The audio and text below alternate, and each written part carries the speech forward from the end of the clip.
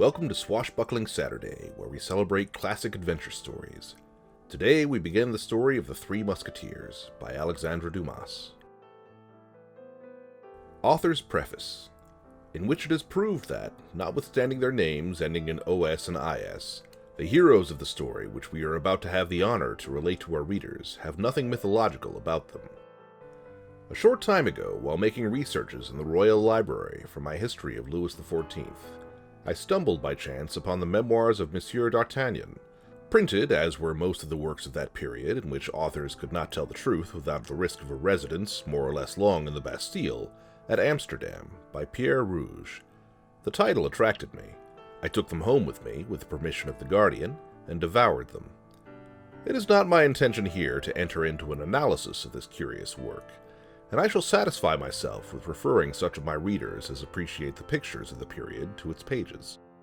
They will therein find portraits penciled by the hand of a master, and although these squibs may be, for the most part, traced upon the doors of barracks and the walls of the cabarets, they will not find the likenesses of Louis XIII, Anne of Austria, Richelieu, Mazarin, and the courtiers of the period, less faithful than in the history of Monsieur Anquetil.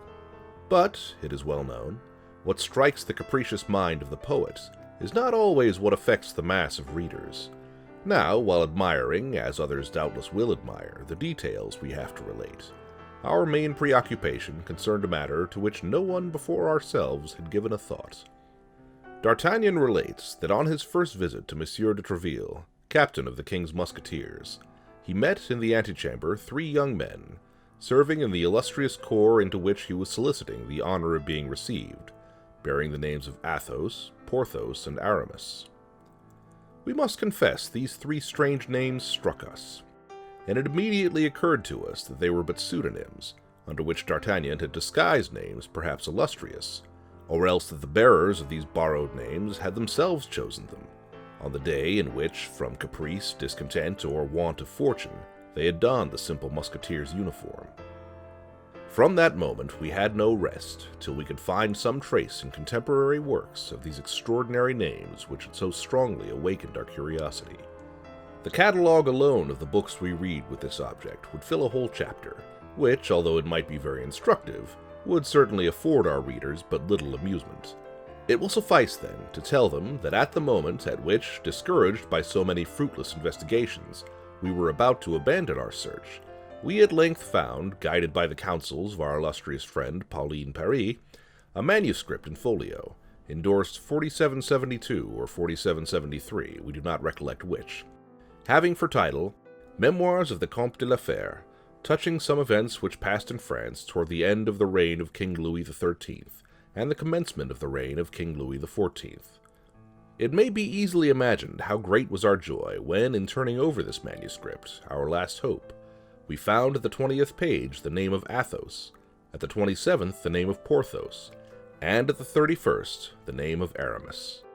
The discovery of a completely unknown manuscript, at a period in which historical science is carried to such a high degree, appeared almost miraculous. We hastened, therefore, to obtain permission to print it, with the view of presenting ourselves some day with the pack of others at the doors of the Académie des Inscriptions et Belles Lettres, if we should not succeed, a very probable thing, by the by, in gaining admission to the Académie Française with our own proper pack. This permission, we feel bound to say, was graciously granted, which compels us here to give a public contradiction to the slanderers who pretend that we live under a government but moderately indulgent to men of letters. Now, this is the first part of this precious manuscript which we offer to our readers, restoring it to the title which belongs to it, and entering into an engagement that if, of which we have no doubt, this first part should obtain the success it merits, we will publish the second immediately. In the meanwhile, as the godfather is a second father, we beg the reader to lay to our account, and not to that of the Comte de la Fère, the pleasure or the ennui he may experience.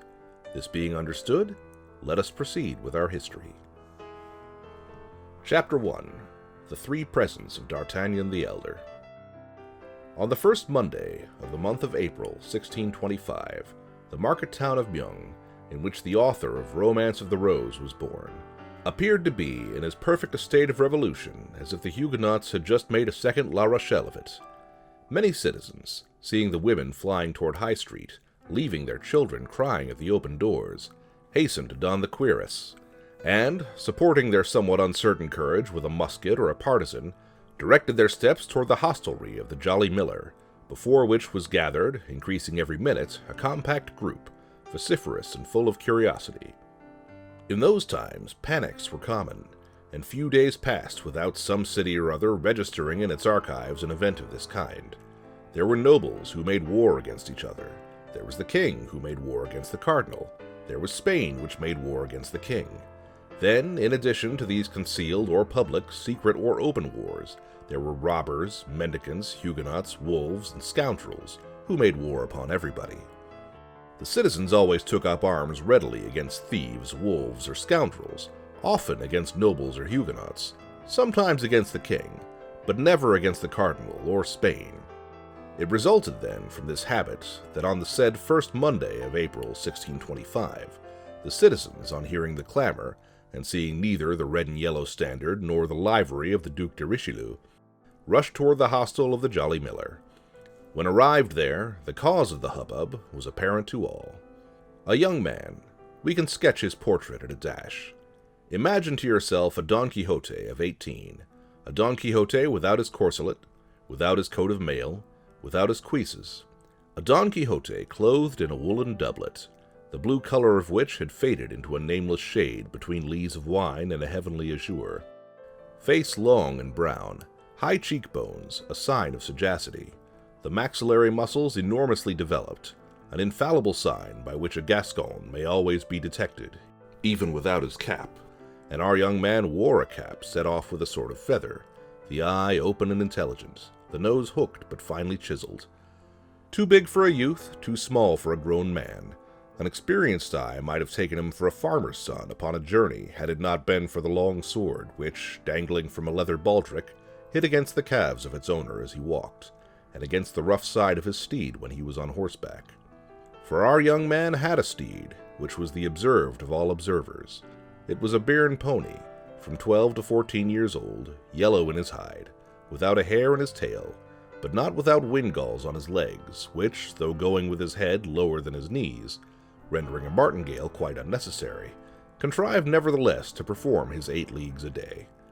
Unfortunately, the qualities of this horse were so well concealed under his strange-colored hide and his unaccountable gait, that at a time when everybody was a connoisseur in horseflesh, the appearance of the aforesaid pony at Meung, which place he had entered about a quarter of an hour before by the gate of Beaugency, produced an unfavorable feeling, which extended to his rider.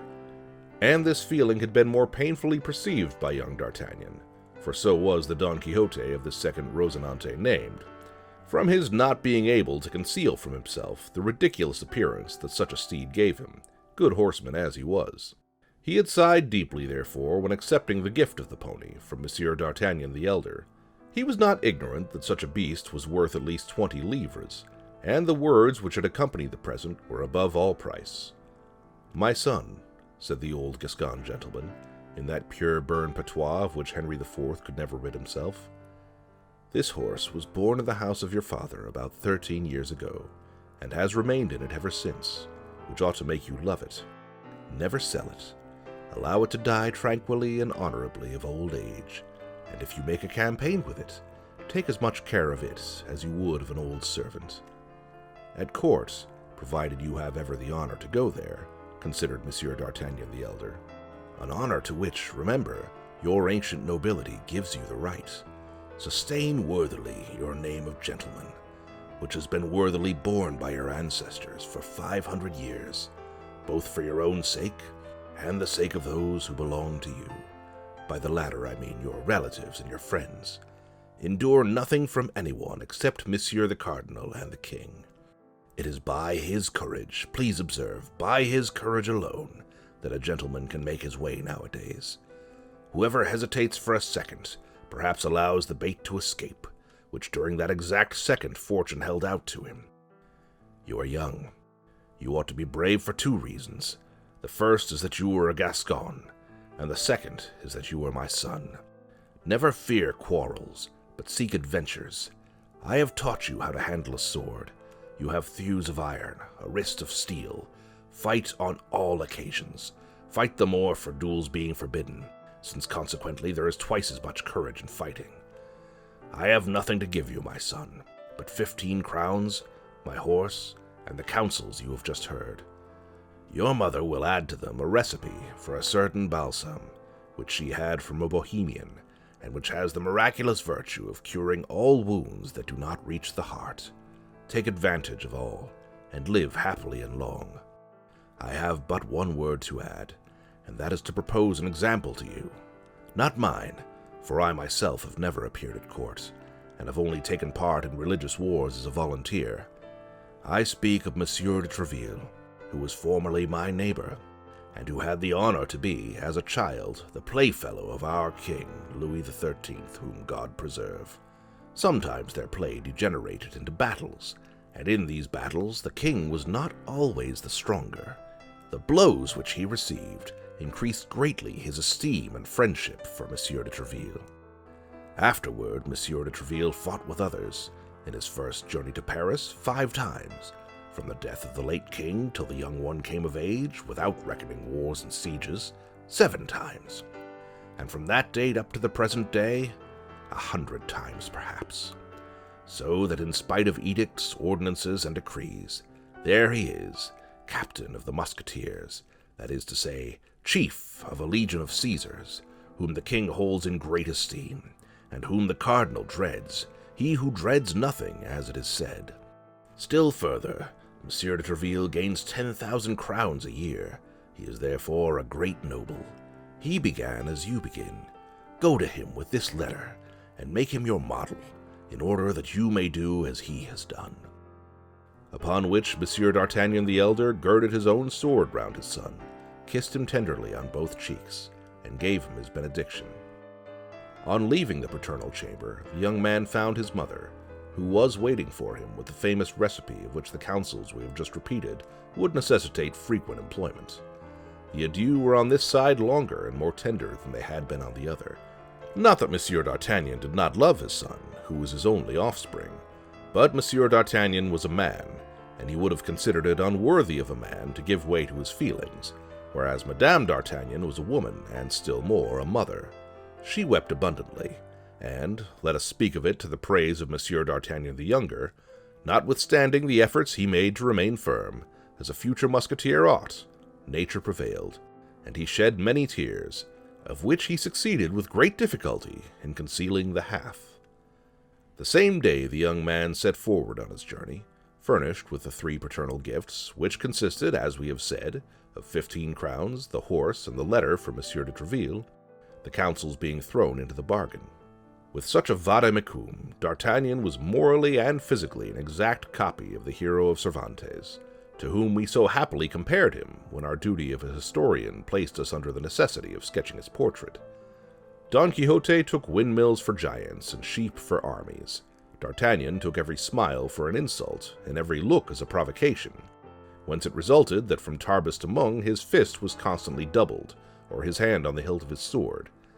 And yet the fist did not descend upon any jaw, nor did the sword issue from its scabbard. It was not that the sight of the wretched pony did not excite numerous smiles on the countenances of passers-by, but as against the side of this pony rattled a sword of respectable length, and as over this sword gleamed an eye rather ferocious than haughty, these passers-by repressed their hilarity, or, if hilarity prevailed over prudence, they endeavored to laugh only on one side, like the masks of the ancients. D'Artagnan, then, remained majestic and intact in his susceptibility, till he came to this unlucky city of Mung. But there, as he was alighting from his horse at the gate of the Jolly Miller, without anyone, host, waiter, or hostler, coming to hold his stirrup or take his horse, D'Artagnan spied, through an open window on the ground floor, a gentleman, well made and of good carriage, although of a rather stern countenance, talking with 2 persons who appeared to listen to him with respect. D'Artagnan fancied, quite naturally, according to his custom, that he must be the object of their conversation, and listened. This time D'Artagnan was only in part mistaken. He himself was not in question, but his horse was. The gentleman appeared to be enumerating all his qualities to his auditors, and, as I have said, the auditors seeming to have great deference for the narrator, they every moment burst into fits of laughter. Now, as a half-smile was sufficient to awaken the irascibility of the young man, the effect produced upon him by this vociferous mirth may be easily imagined. Nevertheless, D'Artagnan was desirous of examining the appearance of this impertinent personage who ridiculed him. He fixed his haughty eye upon the stranger, and perceived a man of from 40 to 45 years of age, with black and piercing eyes, pale complexion, a strongly marked nose, and a black and well-shaped mustache. He was dressed in a doublet and hose of a violet color, with aiguillettes of the same color, without any other ornaments than the customary slashes through which the shirt appeared. This doublet and hose, though new, were creased, like traveling clothes for a long time packed in a portmanteau. D'Artagnan made all these remarks with the rapidity of a most minute observer, and doubtless from an instinctive feeling that this stranger was destined to have a great influence over his future life. Now, as at the moment in which D'Artagnan fixed his eyes upon the gentleman in the violet doublet, the gentleman made one of his most knowing and profound remarks respecting the Béarnese pony. His two auditors laughed even louder than before, and he himself, though contrary to his custom, allowed a pale smile, if I may be allowed to use such an expression, to stray over his countenance. This time there could be no doubt. D'Artagnan was really insulted. Full, then, of this conviction, he pulled his cap down over his eyes, and endeavoring to copy some of the court airs he had picked up in Gascony among young traveling nobles, he advanced with one hand on the hilt of his sword and the other resting on his hip. Unfortunately, as he advanced, his anger increased at every step, and instead of the proper and lofty speech he had prepared as a prelude to his challenge, he found nothing at the tip of his tongue but a gross personality, which he accompanied with a furious gesture. "I say, sir, you, sir, who are hiding yourself behind that shutter, yes, you, sir, tell me what you are laughing at, and we will laugh together." The gentleman raised his eyes slowly from the nag to his cavalier, as if he required some time to ascertain whether it could be to him that such strange reproaches were addressed. Then, when he could not possibly entertain any doubt of the matter, his eyebrows slightly bent, and with an accent of irony and insolence impossible to be described, he replied to D'Artagnan, "I was not speaking to you, sir." "But I am speaking to you," replied the young man, additionally exasperated with his mixture of insolence and good manners, of politeness and scorn. The stranger looked at him again with a slight smile, and, retiring from the window, came out of the hostelry with a slow step, and placed himself before the horse, within 2 paces of D'Artagnan. His quiet manner and the ironical expression of his countenance redoubled the mirth of the persons with whom he had been talking, and who still remained at the window. D'Artagnan, seeing him approach, drew his sword a foot out of the scabbard. "This horse is decidedly, or rather has been in his youth, a buttercup," resumed the stranger, continuing the remarks he had begun, and addressing himself to his auditors at the window, without paying the least attention to the exasperation of D'Artagnan, who, however, placed himself between him and them. "It is a color very well known in botany, but till the present time very rare among horses." "There are people who laugh at the horse that would not dare to laugh at the master," cried the young emulator of the furious Tréville. "I do not often laugh, sir," replied the stranger, "as you may perceive by the expression of my countenance, but nevertheless I retain the privilege of laughing when I please." "And I," cried D'Artagnan, "will allow no man to laugh when it displeases me." "Indeed, sir," continued the stranger, more calm than ever. "Well, that is perfectly right," and, turning on his heel, was about to re-enter the hostelry by the front gate, beneath which D'Artagnan, on arriving, had observed a saddled horse. But D'Artagnan was not of a character to allow a man to escape him thus, who had the insolence to ridicule him. He drew his sword entirely from the scabbard, and followed him, crying, "Turn, turn, Master Joker, lest I strike you behind." "Strike me?" said the other, turning on his heels, and surveying the young man with as much astonishment as contempt. "Why, my good fellow, you must be mad." Then, in a suppressed tone, as if speaking to himself, "This is annoying," continued he. "What a godsend this would be for his Majesty, who was seeking everywhere for brave fellows to recruit for his Musketeers." He had scarcely finished when D'Artagnan made such a furious lunge at him that if he had not sprung nimbly backward, it is probable he would have jested for the last time. The stranger, then perceiving that the matter went beyond raillery, drew his sword, saluted his adversary, and seriously placed himself on guard. But at the same moment, his two auditors, accompanied by the host, fell upon D'Artagnan with sticks, shovels, and tongs.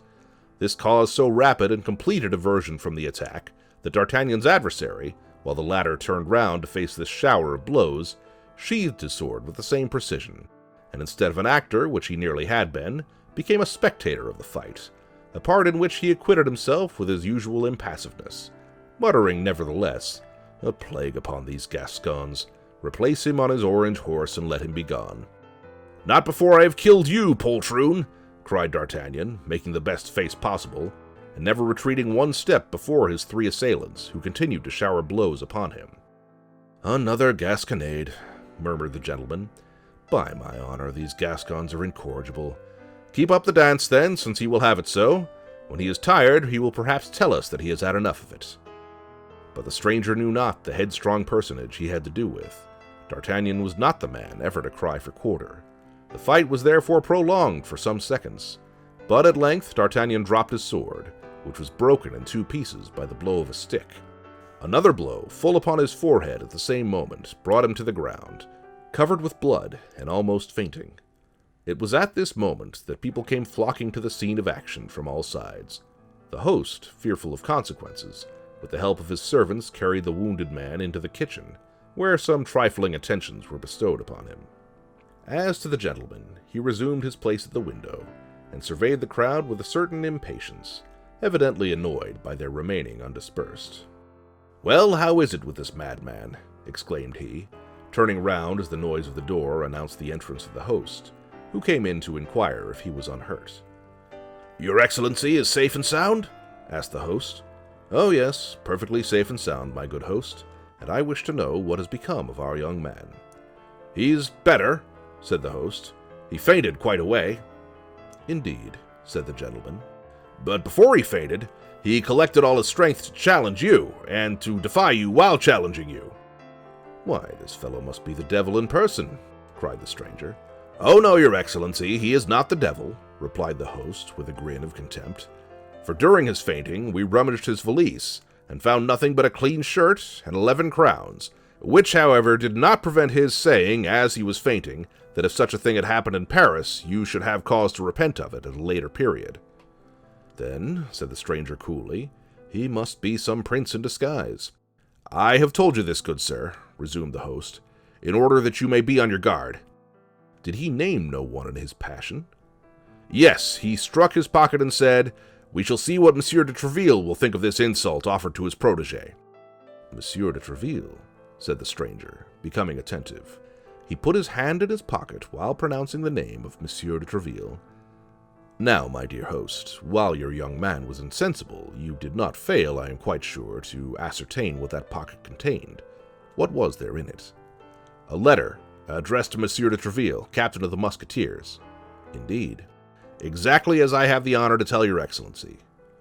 The host, who was not endowed with great perspicacity, did not observe the expression which his words had given to the physiognomy of the stranger.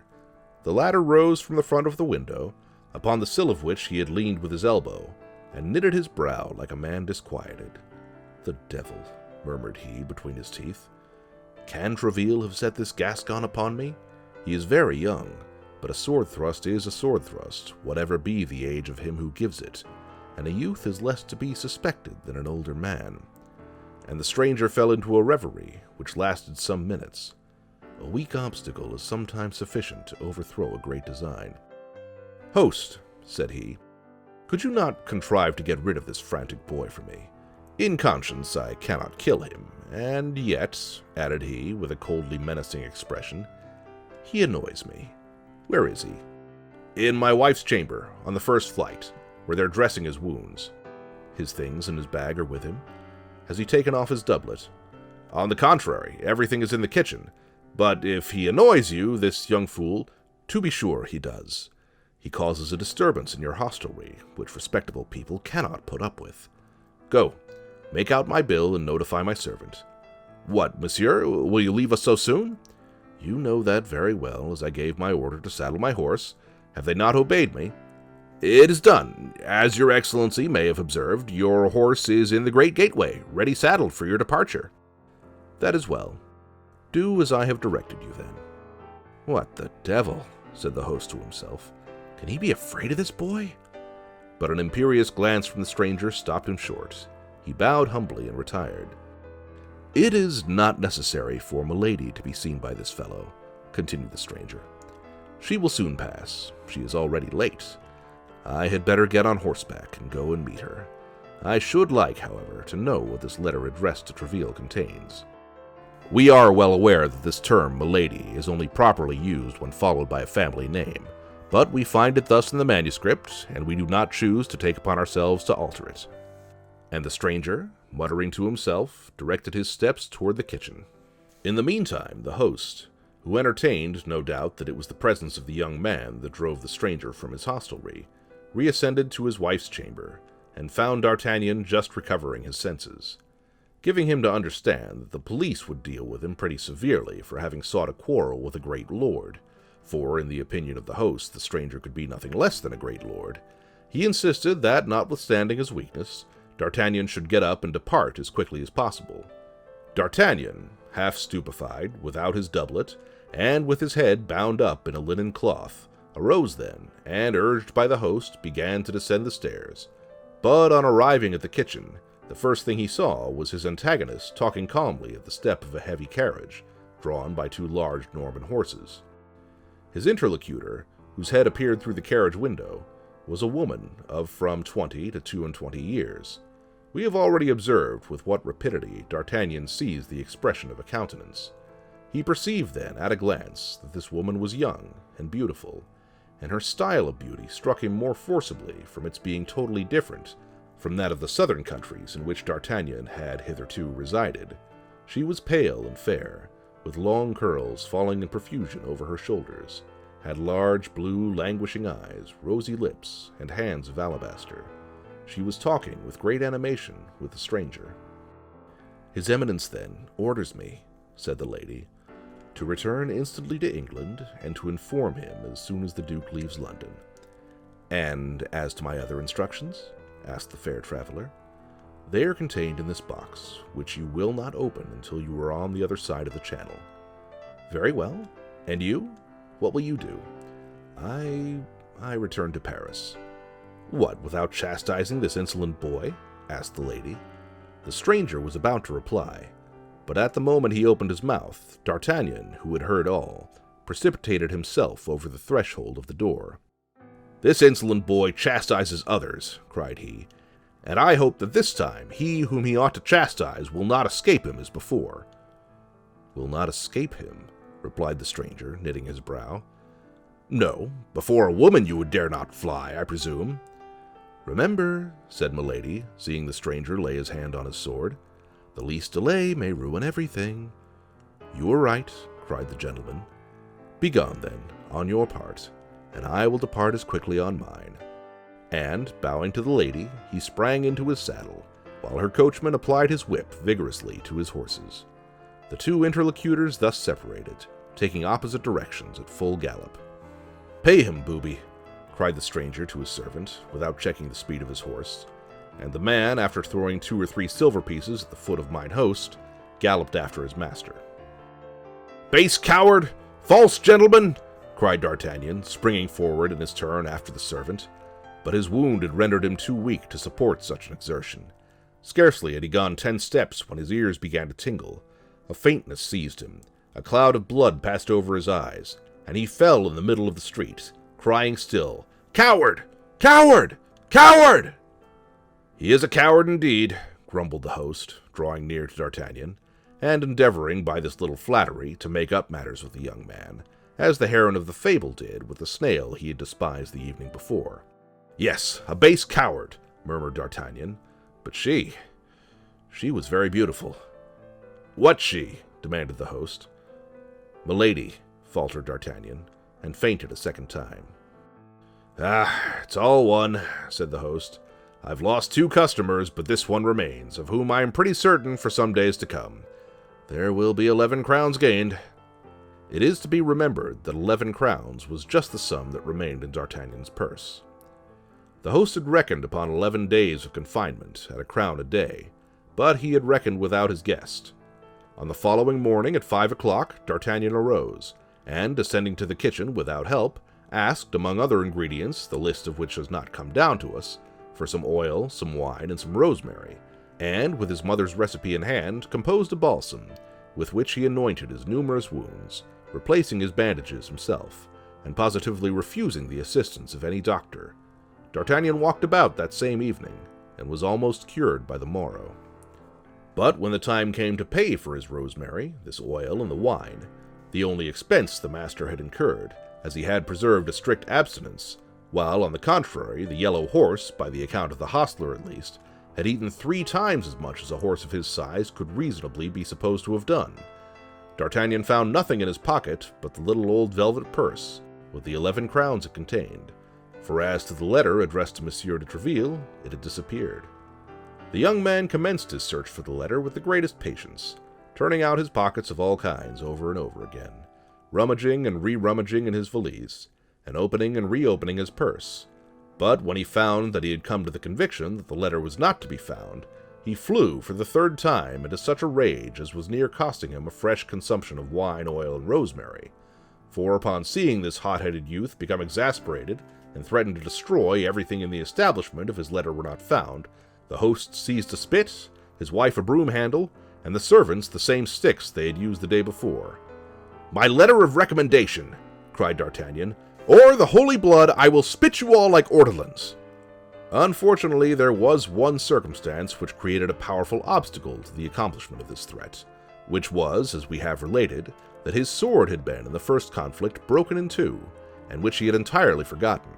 Hence it resulted, when D'Artagnan proceeded to draw his sword in earnest, he found himself purely and simply armed with a stump of a sword about 8 or 10 inches in length, which the host had carefully placed in the scabbard. As to the rest of the blade, the master had slyly put that on one side to make himself a larding pin. But this deception would probably not have stopped our fiery young man, if the host had not reflected that the reclamation which his guest made was perfectly just. "But, after all," said he, lowering the point of his spit, "where is this letter?" "Yes, where is this letter?" cried D'Artagnan. "In the first place, I warn you that the letter is for Monsieur de Treville, and it must be found, or if it is not found, he will know how to find it." His threat completed the intimidation of the host. After the king and cardinal, Monsieur de Treville was the man whose name was perhaps most frequently repeated by the military, and even by citizens. There was, to be sure, Father Joseph, but his name was never pronounced but with a subdued voice. Such was the terror inspired by his Grey Eminence, as the cardinal's familiar was called. Throwing down his spit, and ordering his wife to do the same with her broom-handle, and the servants with their sticks, he set the first example of commencing an earnest search for the lost letter. "Does the letter contain anything valuable?" demanded the host, after a few minutes of useless investigation. "Zounds, I think it does indeed!" cried the Gascon, who reckoned upon this letter for making his way at court. "It contained my fortune." "Bills upon Spain?" asked the disturbed host. "Bills upon His Majesty's private treasury," answered D'Artagnan, who, reckoning upon entering into the king's service in consequence of this recommendation, believed he could make this somewhat hazardous reply without telling of a falsehood. "The devil!" cried the host at his wit's end. "But it's of no importance," continued D'Artagnan, with natural assurance. "It's of no importance. The money is nothing. That letter was everything. I would rather have lost 1,000 pistoles than have lost it." He would not have risked more if he had said 20,000, but a certain juvenile modesty restrained him. A ray of light all at once broke upon the mind of the host, as he was giving himself to the devil upon finding nothing. "That letter is not lost," cried he. "What?" cried D'Artagnan. "No, it has been stolen from you." "Stolen? By whom?" "By the gentleman who was here yesterday. He came down into the kitchen where your doublet was. He remained there some time alone. I would lay a wager he has stolen it." "Do you think so?" answered D'Artagnan, but little convinced, as he knew better than anyone how entirely personal the value of this letter was, and saw nothing in it likely to tempt cupidity. The fact was that none of his servants, none of the travelers present, could have gained anything by being possessed of this paper. "Do you say," resumed D'Artagnan, "that you suspect that impertinent gentleman?" "I tell you I am sure of it," continued the host. "When I informed him that your lordship was the protégé of Monsieur de Treville, and that you even had a letter for that illustrious gentleman, he appeared to be very much disturbed, and asked me where that letter was, and immediately came down into the kitchen, where he knew your doublet was." "Then that's my thief," replied D'Artagnan. I will complain to Monsieur de Treville, and Monsieur de Treville will complain to the king." He then drew 2 crowns majestically from his purse and gave them to the host, who accompanied him, cap in hand, to the gate, and remounted his yellow horse, which bore him without any further accident to the gate of Saint Antoine at Paris, where his owner sold him for 3 crowns, which was a very good price, considering that D'Artagnan had ridden him hard during the last stage. Thus the dealer to whom D'Artagnan sold him for the 9 livres did not conceal from the young man that he only gave that enormous sum for him on account of the originality of his color. Thus D'Artagnan entered Paris on foot, carrying his little packet under his arm, and walked about till he found an apartment, to be let on terms suited to the scantiness of his means. This chamber was a sort of garret, situated in the Rue des Fossoyeurs, near the Luxembourg. As soon as the earnest money was paid, D'Artagnan took possession of his lodging, and passed the remainder of the day in sewing onto his doublet and hose some ornamental braiding, which his mother had taken off an almost new doublet of the elder Monsieur D'Artagnan, and which she had given her son secretly. Next he went to the Quai de Ferraille, to have a new blade put to his sword, and then returned to the Louvre, inquiring of the first musketeer he met for the situation of the hotel of Monsieur de Treville, which proved to be in the Rue de Vieux Colombier, that is to say, in the immediate vicinity of the chamber hired by D'Artagnan, a circumstance which appeared to furnish a happy augury for the success of his journey. After this, satisfied with the way in which he had conducted himself at Meung, without remorse for the past, confident in the present, and full of hope for the future, he retired to bed and slept the sleep of the brave. This sleep, provincial as it was, brought him to 9 o'clock in the morning, at which hour he rose, in order to repair to the residence of Monsieur de Treville, the 3rd personage in the kingdom in the paternal estimation. Thank you for joining us for Swashbuckling Saturday.